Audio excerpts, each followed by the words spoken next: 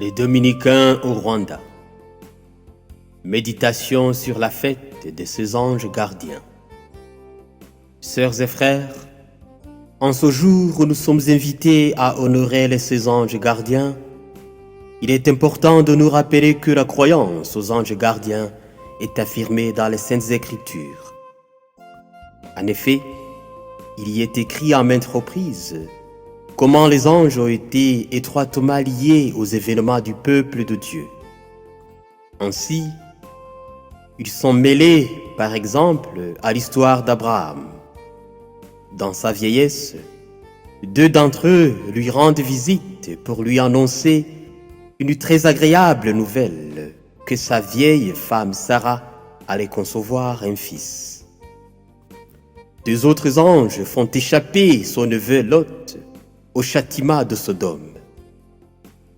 Un autre console Agar en lui prédisant la fortune de son fils Ismaël.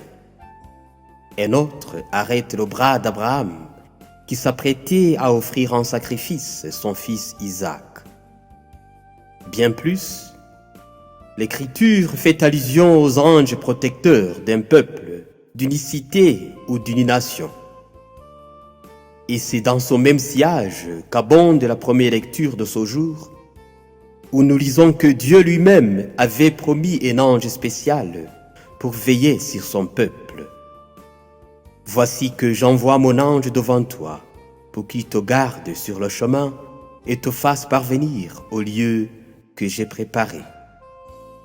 Frères et sœurs, il faut bien croire que l'ange gardien n'est pas une fable ou une doctrine fantaisiste que l'Église aurait inventée pour nous l'inculquer.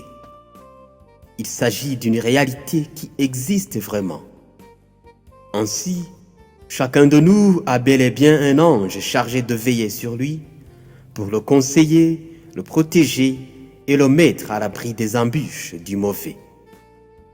Et le psaume 90 le confirme lorsqu'il dit « Le Seigneur donne mission à ses anges de te garder sur tous tes chemins. » Mais la question est celle-ci. Quel rapport entretenons-nous avec nos anges gardiens? Est-ce que nous leur accordons une quelconque valeur? Est-ce que nous écoutons et observons leurs conseils?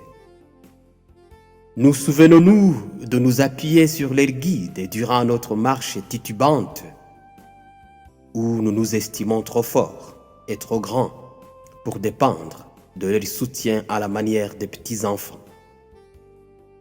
Dans l'évangile d'aujourd'hui, Jésus nous invite à adopter l'attitude des petits enfants qui ne cherchent pas à se prendre pour grands et indépendants. Il s'agit d'une attitude de docilité et d'humilité qui prend conscience de son incontournable besoin d'être conseillé, guidé et soutenu.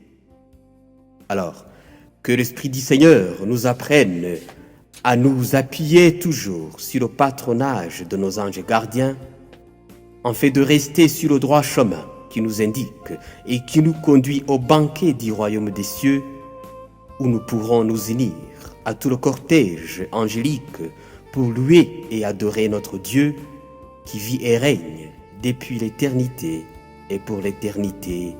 Amen.